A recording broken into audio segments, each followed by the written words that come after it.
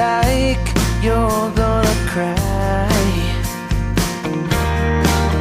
And I wonder what you're feeling right now. And I wonder how to tell you I'm around. And I'll catch you when you fall down.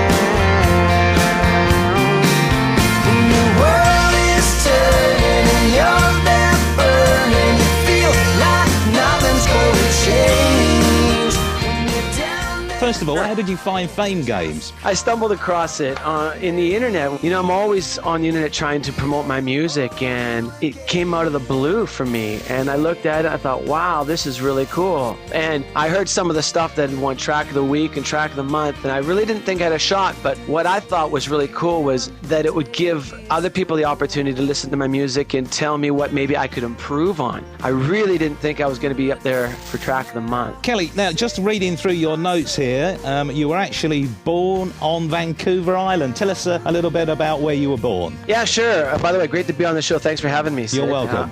I was born on Vancouver Island, which is just off of Vancouver. You got to take a car ferry to get there. It's a small town, probably about 80,000 people. Well, not that small, but, you know, small enough. A lot of rednecks in the neighborhood.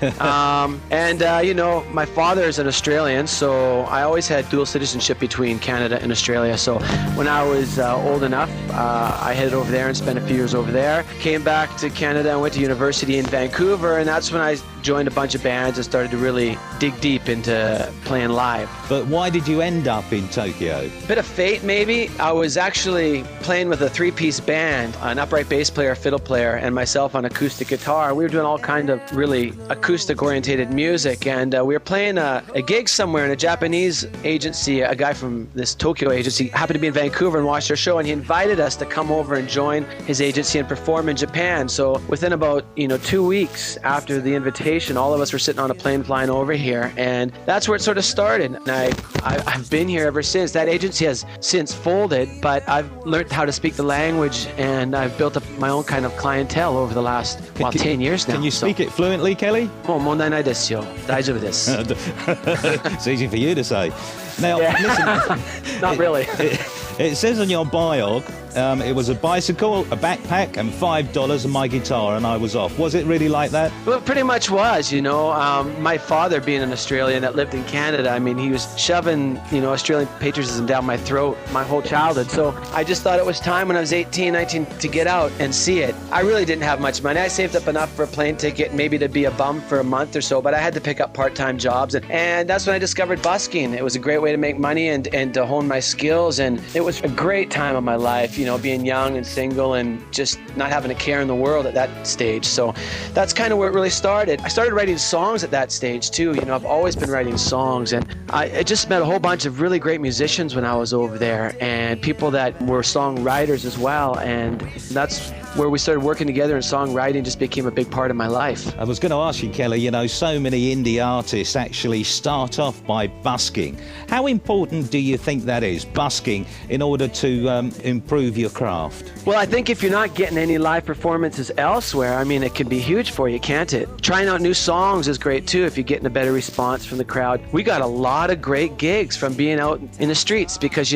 most of the people that don't always go to nightclubs often walking down through the streets. And so we got some wonderful shows like political parties and house parties and just really eclectic, interesting shows just from being able to be on the streets to perform. I think it's really a great way to hone your skills if you can't find it anywhere else. All your songs seem to be not only very professional, but very melodic and very hooky. And I can't think of one particular one that, hasn't got all those elements in there. Do you plan that, or does it just come? Well, thank you for the lovely compliments for starters. I try to write as many songs as I can to try to find ones that I hope other people will enjoy as much, and that's really tough. I think of songwriting almost as learning the guitar or learning the piano. For me, anyhow, it is. I don't think I'm a natural songwriter, so I believe that if I work hard at it, I'll write a good song. Kelly, I don't think I've written my best songs yet. Everything you do you write yourself and put together yourself? I do, yeah. All my songs up to now. I mean, there's been a couple co-writers and lyrics on a few songs songs of mine. I want to throw a few quick-fire questions to you, okay? Give me the first thing that comes into your mind. All-time greatest band, who would you say? Crowded House. Fantastic band. And here's one to throw you a little bit. What's your favourite smell? The ocean. It would be, wouldn't it, really, for you? I love the ocean. Yeah. Favourite movie? Yeah. Oh, you got me. It's a tough one, isn't it? Maybe Star Wars when I was a kid. How's that? All right, that's cool. All right. And what about biggest fears? Anything that you really, really fear?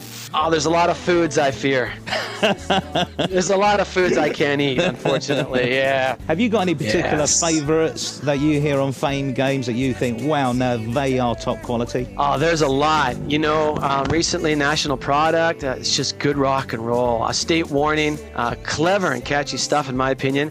I like this young guy, Lee B. from, I can't remember what country he's from, but he's got some catchy little melodies. I just think he's got potential when he grasps his voice a bit more. Great Big Nothing, they're so moody and melodic and original in my mind. There's Mark Black, he's got those great lyrics. Ooh, he's very Nashville to me. David Thiel, yeah, he's been Track of the Month winner as well. He's got some good pop sensibility, I think. And Prairie Dance Club, I bought their song The Builder because I'm just in love with that song. So there's a lot of great songs on your show. I mean, the exposure I'm getting from Fame Games is more than I could have ever dreamed of. You guys are just starting to take off. You're going to be huge, and I'm just glad to be part of the ride. Thank you so much. You guys rock. The red carpet. She colors the rainbows, brightens the sun, lights up my dreams, bar none. She clears the rain from the skies. Her hair long and silky, sent a cool breeze, touch of an angel descending on me. She's just how summer should be. She's just like summer, warm and wild and fresh and sweet as a bee. She is my summer, spring and fall and winter, storms in between. And nothing is better than to see her smile and touch her warmth from her skin.